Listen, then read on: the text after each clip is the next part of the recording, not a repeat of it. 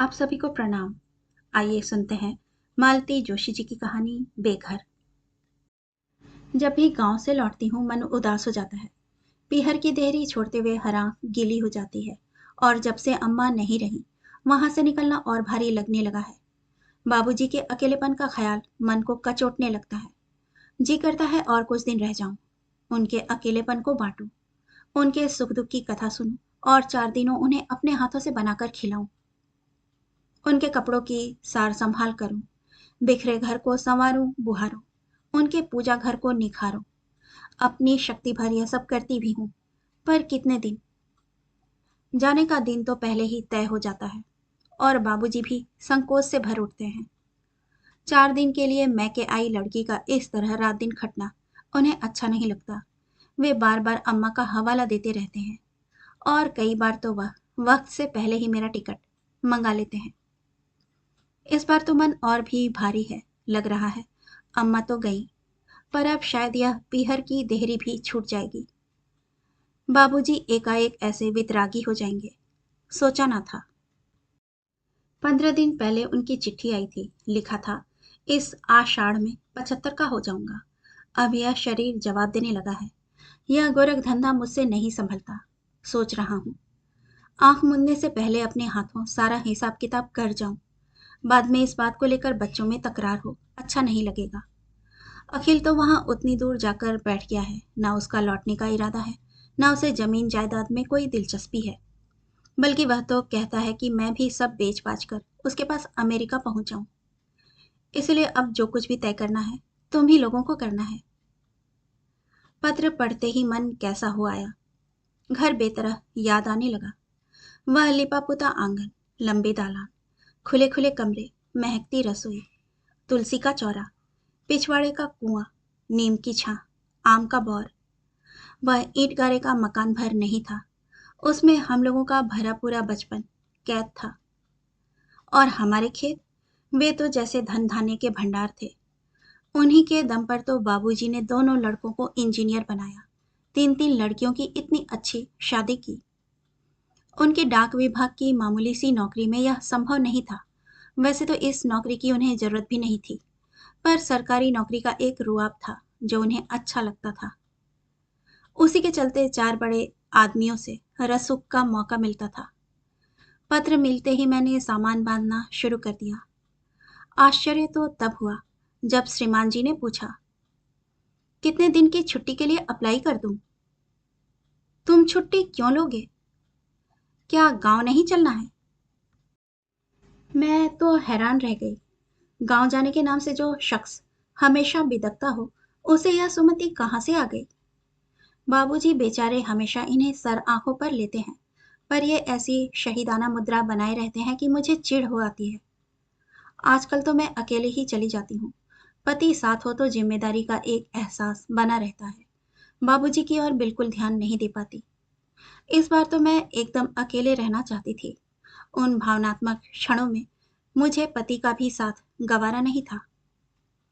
अब लगता है अच्छा ही किया जो इन्हें साथ नहीं लाई। कम से कम इनके सामने भैया भाभी का टुच्चापन, जीजा जी लोगों की स्वार्थ लोलुपता तो उजागर ना हुई, नहीं तो जिंदगी भर ताने सुनने पड़ते। मैं और भैया भाभी एक ही दिन पहुंचे थे। पता चला जीजी लोग पहले से डेरा डाले हुए हैं। दोनों जीजाजी भी साथ थे। मुझे अकेली देखकर पूछा, प्रशांत नहीं आए? अपना पारिवारिक मामला था, वे आकर क्या करते? बात शायद चुप गई। उमा जीजी बोली, अरे ये ही कौन आ रहे थे, काम से फुर्सत ही नहीं मिलती। पर मैंने ही कहा, भाई जमीन जायदाद का मामला है, हमें तो कुछ समझना नहीं है, साथ चलोगे तो ठीक रहेगा। रमा जीजी ने तो इतनी सफाई देने की भी जरूरत नहीं समझी। वैसे भी वे अकेली कब आई हैं। जीजा जी तो हमेशा साथ लगे चले आए हैं। अम्मा को भी कभी कभी बेहद कोफ्त होती थी।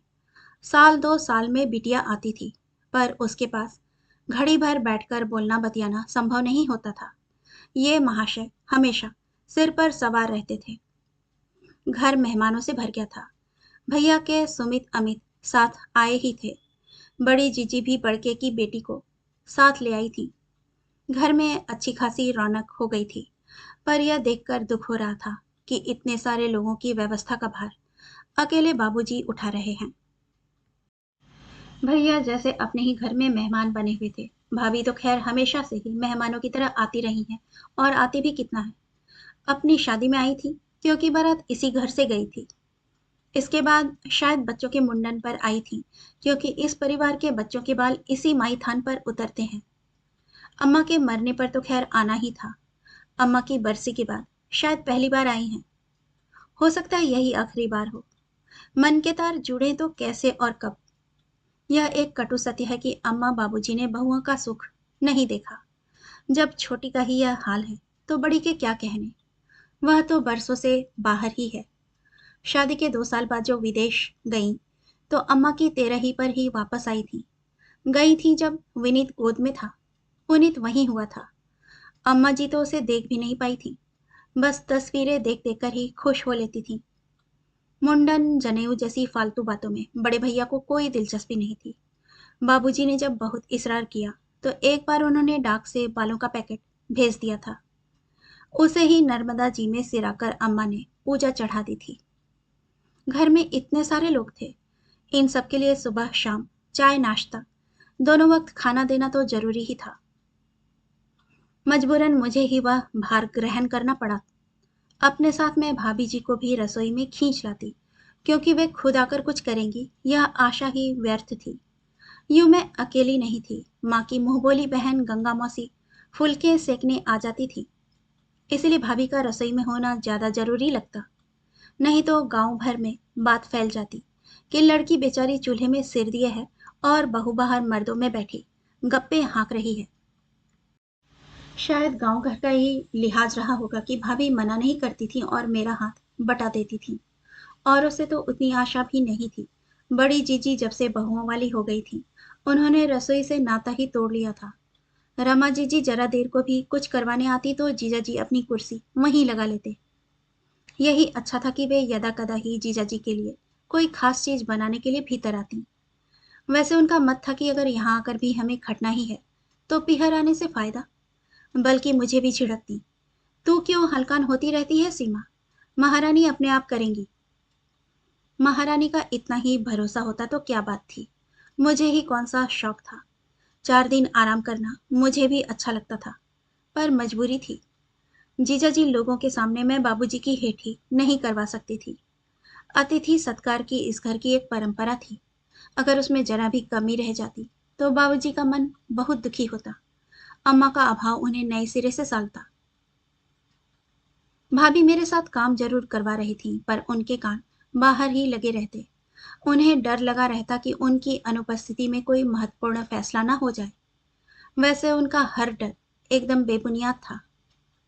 उनकी इजाजत के बिना भैया सांस ले रहे थे, यही बहुत था। फैसले करने की ताब उनमें नहीं थी। 4 दिन की उहापोह के बाद यह स्पष्ट हो गया कि सोना उगलने वाली उस जमीन में किसी की दिलचस्पी नहीं है। सबको सिर्फ रुपया दरकार था, और यह बात तो पहले दिन ही तय हो गई थी। 4 दिन तो बाबूजी को अपना मन बनाने में लग गए। अपनी जरखेज जमीन को भाग्य लक्ष्मी को किन्हीं अजनबी हाथों में देना उन्हें अच्छा नहीं लग रहा था, पर फिर उन्हें राजी होना ही पड़ा। सबके अपने व्यवसाय थे, नौकरियां थीं। इस इल्लत को कौन पालता। आखिर यही तय हुआ कि जमीन बेच दी जाए और जो भी रकम मिले उसे 4 भागों में बांट दिया जाए। क्यों? 4 क्यों? हम लोग 5 हैं, मैंने कहा। पर अखिल तो इंटरेस्टेड नहीं है ना, जीजा जी बोले। उसने तो साफ लिख दिया है। उनके लिखने से क्या होता है, और बच्चों का हक छीनने का उन्हें क्या अधिकार है। कम से कम उनके बालिग होने का इंतजार ही किया जा सकता है। तब तक तब तक वह रकम बाबूजी के पास अमानत के रूप में रहेगी। और बाबूजी के बाद? जीजा जी, हाउ कैन यू। दुख और क्षोभ के मारे मुझसे आगे बोला ही नहीं गया। बी प्रैक्टिकल सीमा, भैया बोले। जीजा जी ठीक कह रहे हैं। कभी ना कभी हमें इस समस्या का समाधान करना ही पड़ेगा ना, फिर आज ही क्यों नहीं। और क्या, जीजी बोली। बाबूजी क्या सब दिन बैठे थोड़े ही रहेंगे। जो कुछ तय करना है उनके सामने ही कर लो।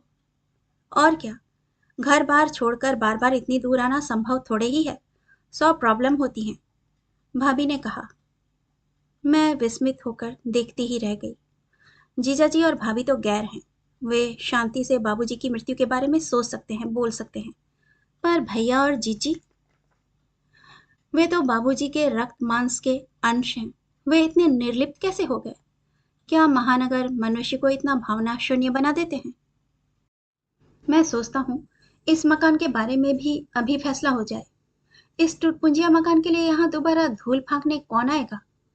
छोटे जीजा बोले। मुझे बेहद ताव आया। अगर टूटपुंजिया है तो पड़ा रहने दे। उसके लिए बेताब क्यों हो रहे हैं? बड़े जीजाजी बोले, बरखुरदार, इसे टूटपुंजिया मत कहो। 10-15 हजार के तो इसमें बर्तन निकल आएंगे।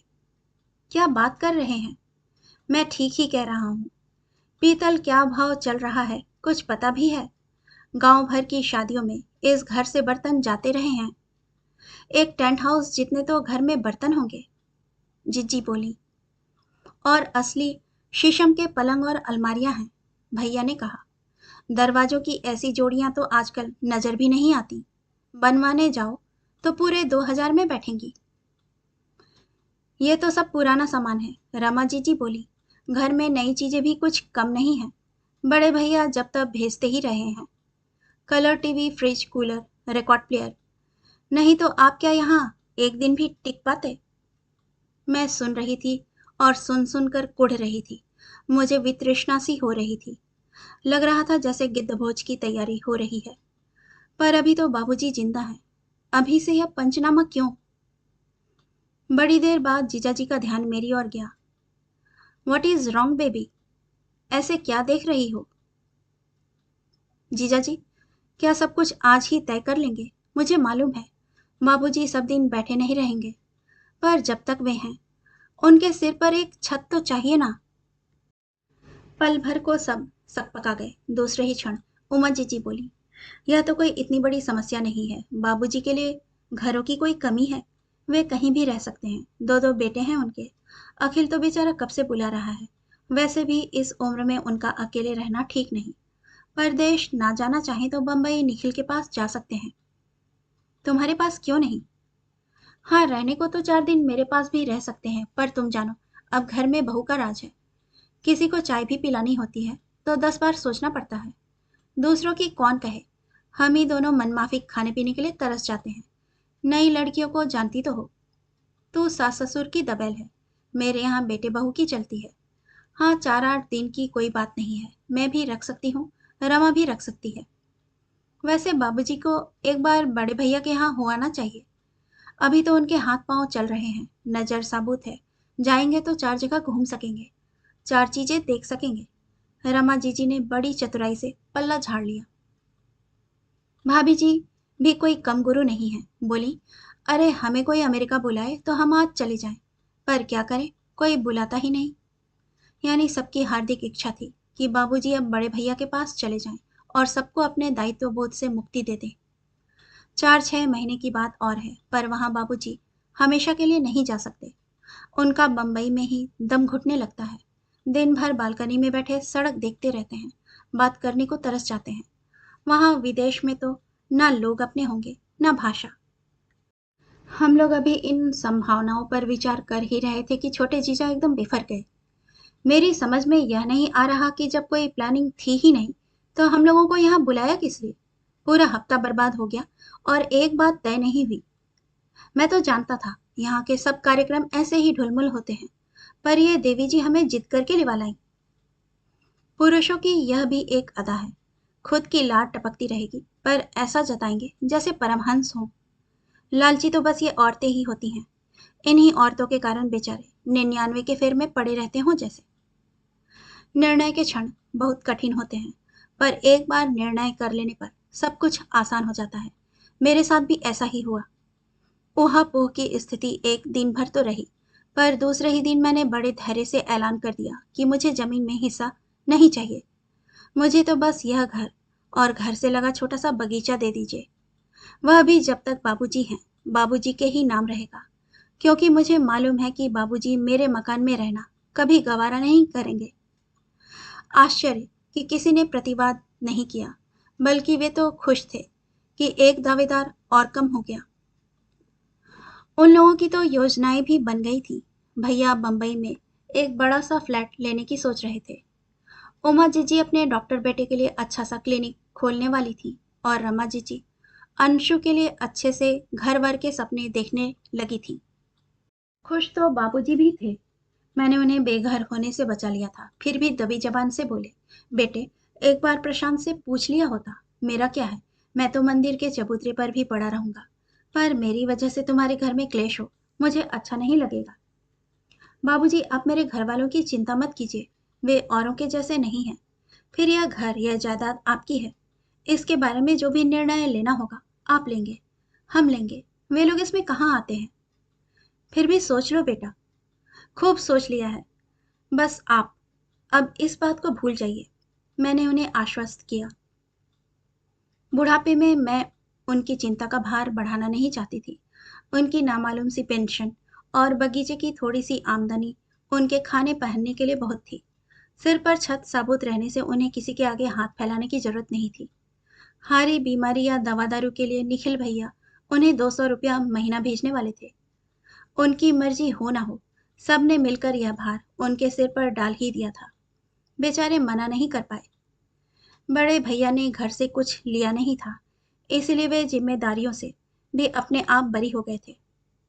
हाँ, एक बात तय थी, जब भी बाबूजी उनके पास जाना चाहेंगे, वे टिकट भेज देंगे।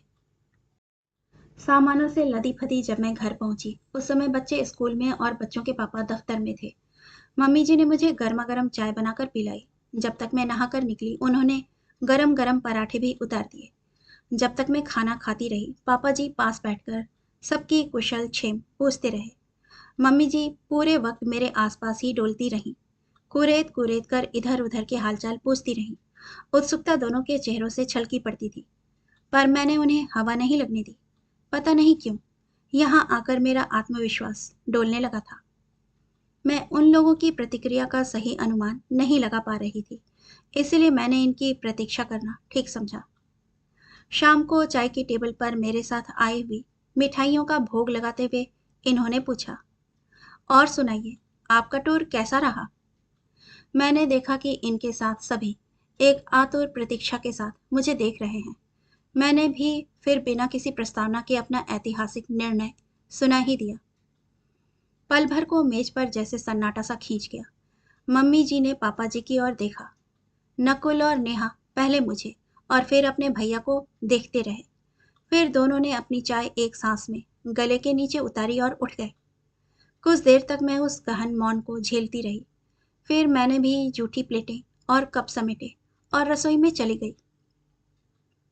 मेरे वहां से प्रस्थान करते ही पापा जी इनसे बोले, इसीलिए मैं तुमसे कह रहा था कि साथ चले जाओ, पर तुम्हें तो अपने दफ्तर के कामों से ही फुर्सत नहीं मिलती। ये काम औरतों के बस के थोड़े ही हैं बेटे, मम्मी जी बोली। अकेली जानकर सबने उसे ठग लिया है। तुम साथ रहते तो किसी की हिम्मत नहीं पड़ती। साफ दिख रहा है कि she has been emotionally blackmailed. Singh के पास सांस रोके मैं सब कुछ सुन रही थी। बुजुर्गों की प्रतिक्रिया का तो मुझे कुछ कुछ अंदाज था, पर अपने पति के सुलझे हुए व्यक्तित्व का विश्वास था, इसलिए मैं उनके उत्तर की प्रतीक्षा करती रही, पर उनकी आवाज़ जैसे कहीं खो गई थी। सारी शाम ये गुमसुम ही बने रहे। खाने की मेज पर भी एक तरह से चुप्पी ही छाई रही। केवल बच्चे ही किलकते रहे। इतने दिनों बाद मम्मी से मिलने की खुशी उनकी हर बात से छलकी पड़ रही थी। कमरे में आने के बाद भी वे देर तक मुझसे चिपटे रहे, जैसे इतने दिनों की कसर पूरी करना चाहते हों। और कोई दिन होता तो उनके डैडी भुनभुनाते, पर आज जैसे उन्हें कोई मतलब नहीं था। आराम कुर्सी पर बैठे चुपचाप सिगरेट फूंकते रहे। हेलो। बच्चे जब सो गए तो मैंने ही पास जाकर हल्के से गुदगुदी की, तो उन्होंने मेरा हाथ बुरी तरह झटक दिया। दुख और अपमान से मैं बुरी तरह आहत हो गई। फिर भी मैंने पूछ ही लिया, क्या बात है, इतने ऑफ क्यों हैं? वे जलती हुई आंखों से मुझे घूरते हुए बोले, तुम क्या वहां सौजन्य सप्ताह मनाने गई थी? मतलब? इतना दरिया दिल बनने की क्या जरूरत थी? क्या तुम्हें अपनी जिम्मेदारियों का एहसास नहीं है? क्या तुम्हें याद नहीं था कि घर में एक ननद शादी के लिए बैठी है? तुम्हें यह भी तो मालूम है कि नकुल बीएससी सिर्फ इसलिए कर रहा है कि हमारे पास कंपटीशन फीस के पैसे नहीं हैं। फिर फिर क्या? तुम्हारे भाई बहनों की जिम्मेदारी मेरे बाबूजी की तो नहीं है, वह तुम्हारी है या फिर पापा जी की है। और तुम्हारी कोई जिम्मेदारी नहीं है? अपनी जिम्मेदारियों से कब भागी हूं मैं? हर महीने 30,000 कमा कर दे तो रही हूं। कहोगे तो 2-4 ट्यूशन्स भी कर लूंगी। मुझे मालूम है, औरत अपनी कमाई का हवाला देने लगे तो पुरुषों को जैसे बिच्छू काटने लगते हैं। इनका चेहरा भी पल भर को विकृत हो गया, पर इन्होंने तुरंत ही अपने पर काबू पा लिया। फिर कुछ देर चुप रहकर एकदम दूसरे ही स्वर में बोली, मेरी भाई बहनों की बात रहने दो, पर तुम्हारे अपने भी तो बच्चे हैं। रुपया हाथ में होता तो उनके लिए एक आध प्लॉट या फ्लैट खरीदा जा सकता था। तो खरीद लेंगे, अभी जल्दी क्या है? अभी तो उनके दूध के दांत भी नहीं टूटे, और ऐसा भी नहीं है कि वे सड़क पर पड़े हुए हैं। उनके दादाजी की कृपा से सिर पर एक मुकम्मल छत तो है। इसके बाद उन्होंने कुछ नहीं कहा। यूं तो मुझसे किसी ने कुछ नहीं कहा, पर मुझे साफ लग रहा था कि जैसे मैं कटघरे में खड़ी कर दी गई हूँ।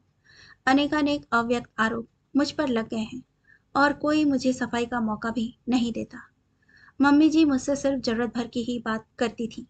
नेहा मुझसे खिंची खिंची रहती थी और नकुल की भंगिमा ऐसी रहती थी मानो वह घोर अन्याय और अव्यवस्था का शिकार हो।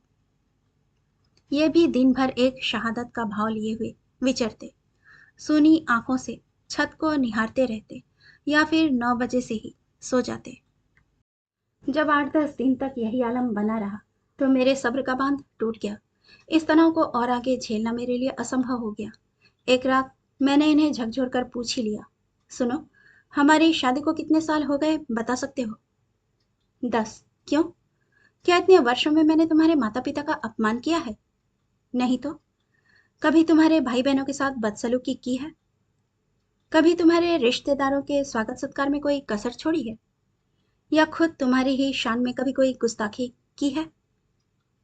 लेकिन आज यह सब क्यों पूछ रही हो?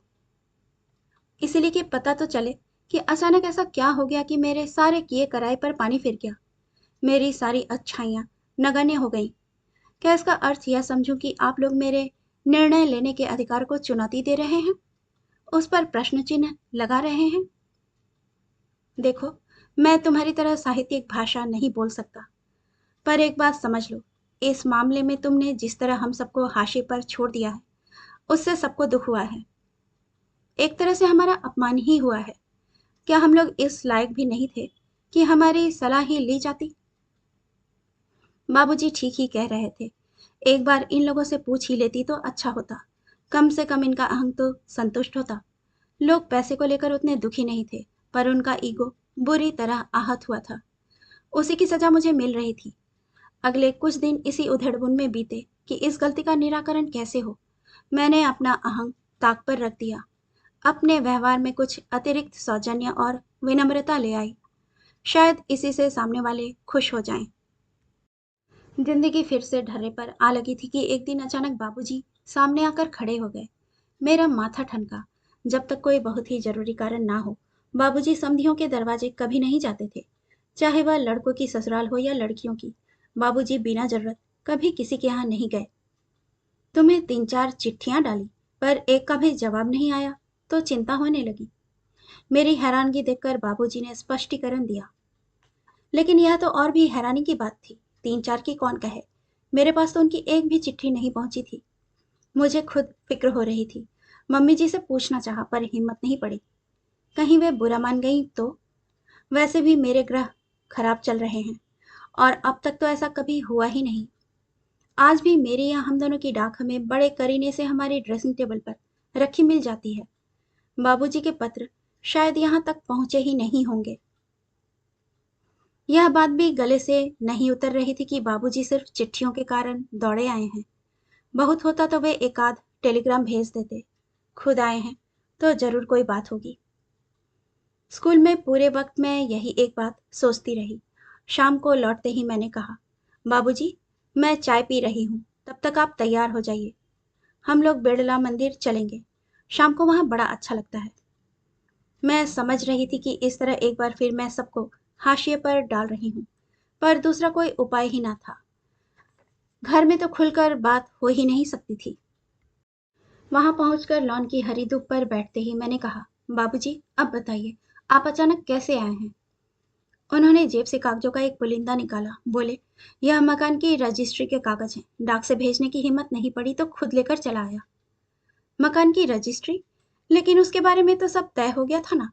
फिर ऐसी हड़बड़ी क्या थी? बेटे, तुम यह तो नहीं चाहोगी ना कि लोग मेरे मरने का इंतजार करें? क्या बात कर रहे हैं? मैं ठीक ही कह रहा हूँ। जब अपनों को ही सब्र नहीं हुआ तो ये लोग तो पराये ही हैं। तुम्हें मालूम है, निखिल साल भर में कोई 5-6 बार मेरे पास गया होगा। बोला, बच्चे बड़े हो गए हैं, मकान बहुत छोटा पड़ रहा है, मेरा जो भी हिस्सा बनता हो मुझे दे दीजिए तो मैं बड़ा फ्लैट खरीद लूं। मकान की कीमतें दिनों दिन बढ़ रही हैं। उसकी बेसब्री देख मुझे बंटवारे का निर्णय लेना पड़ा। नहीं तो वसीयत तो मैंने कब से कर रखी थी, पर मेरी मृत्यु से पहले उसका कोई मतलब नहीं था। सुनकर मैं स्तब्ध रह गई। अपना ही खून आगे चलकर इतना बेगाना हो जाता है, यह सोचकर दुख होने लगा। अपने को किसी तरह संयत करके मैंने कहा, निखिल भैया का काम तो अब हो ही गया था, फिर आपने रजिस्ट्री की इतनी जल्दी क्यों मचाई? मुझे अभी ना तो उस मकान की जरूरत है, न पैसों की। वे बहुत देर तक मुझे देखते रहे, फिर बोले, पिछले महीने समधी जी मेरे पास पहुंचे थे। क्या कह रहे थे? बहुत चिंतित लग रहे थे। बोले, पति पत्नी में बिना वजह एक दरार सी पड़ गई है। जरा सी बात के लिए उनकी सोने सी गृहस्थी नष्ट हो जाए, यह तो आप भी नहीं चाहेंगे। उनकी बात से मुझे हैरत भी हुई, चिंता भी। मैंने इसलिए तुम्हें पत्र लिखे कि पता तो चले क्या बात है। पर जब कोई जवाब नहीं आया तो समझ गया कि कुछ गड़बड़ है।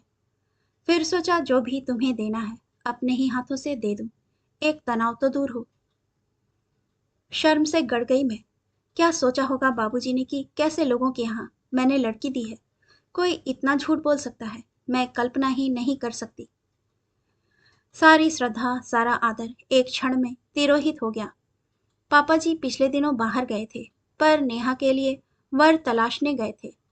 बाबूजी के यहाँ जाने की तो कोई बात ही नहीं थी, और अगर गए भी थे तो घर आकर बता सकते थे। पर उनके मन में चोर था, इसीलिए चुप लगा गए। इसीलिए शायद बाबूजी की चिट्ठियां भी गोल होती रहीं। सीमा, बाबूजी ने आवाज दी तो मैं अपनी तंद्रा से जागी। अब जो भी हुआ है ठीक ही हुआ है। तुम इस बात को लेकर घर में कलह क्लेश मत करना, क्योंकि जिंदगी भर तुम्हें अब इसी घर में इन्हीं लोगों के साथ रहना है। बस यही बात कहकर आप लोग हम लड़कियों का मुंह बंद करते रहे हैं। तो और उपाय भी क्या है बिटिया? बाबूजी, अब आप क्या करेंगे? मेरी चिंता मत करो, मेरे बहुत से ठिकाने हैं। मैंने हरिद्वार में एक कमरा बनवा रखा है। जितने दिन मन लगेगा बच्चों के पास रहूंगा। जब मर्जी होगी आश्रम में पहुंच जाऊंगा। हमेशा के लिए मैं किसी के भी पास जाकर नहीं रहूंगा। अपमान के घूंट पीकर जीने वालों में से मैं नहीं हूं। आपने इस कमरे की बात पहले कभी नहीं बताई। जानबूझकर नहीं बताई, नहीं तो लोग उसमें भी हिस्सा मांगने लगते। जब तक मैं हूं वह कुटिया मेरी है। जाने से पहले आश्रम को दान कर जाऊंगा। रजिस्ट्री होने भर की देर थी, मकान के लिए तुरंत खरीदार जुटने लगे। हम सब भाई बहन फिर एक बार इकट्ठा हुए। इस बार बाबूजी ने सबको सपरिवार आमंत्रित किया। जाते हुए कोई भी खाली हाथ नहीं गया। अम्मा की जमी जमाई भरपूर गृहस्थी देखते देखते तीतर बितर हो गई। मैं सूनी आंखों से यह सब कुछ देखती भर रह गई थी, पर मेरे परिवार वाले चौकस थे। अपनी जरूरत का सामान उन्होंने भी बटोर लिया था। इस हादसे के बाद जब पहली तनख्वाह मिली तो 200 रुपए मैंने पहले ही अलग निकाल कर रख लिए। शाम को जब घर लौटकर पापा जी के हाथ में वेतन का लिफाफा दिया तो उनके गिनने से पहले ही बता दिया। हम सब भाई बहनों ने तय किया है कि बाबूजी को 200 रुपया महीना भेजा करेंगे। परदेश में कब कैसी जरूरत पड़ जाए, कहाँ नहीं जा सकता ना। अब बुढ़ापे में उन्हें पाप में क्यों ढकेल रही हो? मम्मी जी बोली, वे तुम्हारा पैसा क्यों लेंगे भला? ईश्वर की कृपा से उनके दो दो कमाऊ बेटे हैं। कमाऊ तो मैं भी हूँ मम्मी जी, और बेटी हुई तो क्या हुआ, बेटों की तरह जायदाद की हकदार भी तो हूँ। उत्तर में मम्मी जी ने बुरा सा मुंह बना लिया। मैं समझ गई कि उन्होंने अपने प्यार से मुझे हमेशा के लिए खारिज कर दिया है। बाबूजी के शब्द याद आए, कहीं ऐसा ना हो बिटिया कि मेरे लिए छत तलाशते तलाशते तुम्हारा अपना घर तुमसे बेगाना हो जाए। कहानी सुनने के लिए आपका धन्यवाद। आपसे विनम्र अनुरोध है कि कृपया कहानी पसंद आए तो इसे लाइक और सब्सक्राइब जरूर कीजिएगा। धन्यवाद।